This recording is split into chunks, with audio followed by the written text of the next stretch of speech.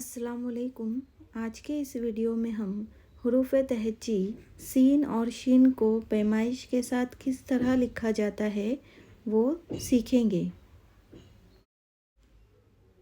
Scene का पहला शोशा तिरछे कत से आधे कत का लिया जाता है।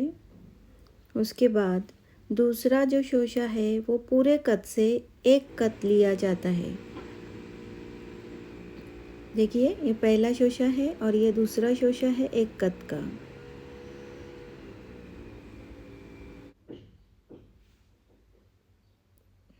अब हम सीन की गर्दन बनाएंगे जो कि 2 कत की रहनी चाहिए, ऊपर से थोड़ी मोटी और नीचे से पतली।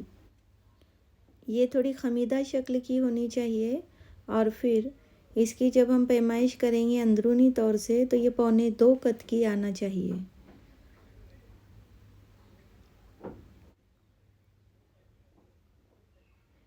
अब गर्दन से एक बैज़वी शक्ल का हम निस्फ दायरा बनाएंगे। इसके लिए हमें कत को तिरछा पकड़ना है।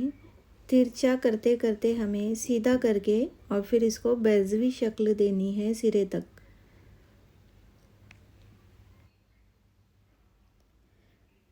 सिरे से जब हम पैमाइश करेंगे तो इसका और गर्दन का फासला 3 कत आना चाहिए।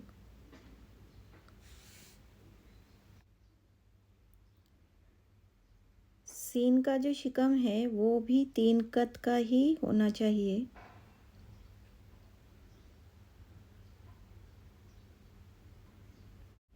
देखिए, सीन का जो शिकम है वो किस तरह से बैज़वी शक्ल इख्तियार कर रहा है।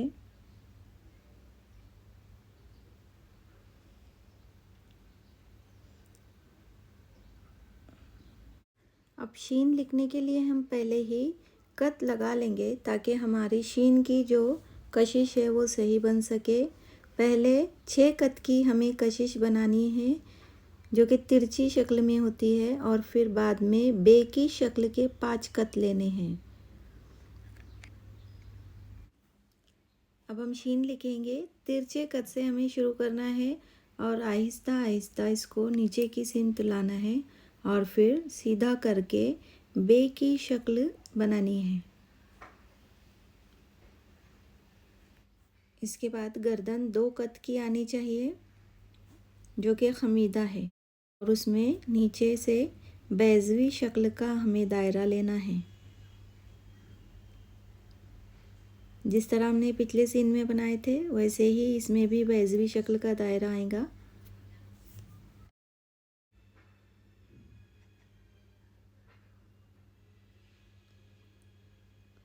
इस तरह डॉट डॉट लगाकर हम हमारे बैज़वी शक्ल के दायरे को चेक कर सकते हैं। अब हम कशीदा शीन को किस तरह लिखते हैं उसे दोबारा देखेंगे। पहले हमने सीन लिखे थे, अब हम शीन लिख रहे हैं।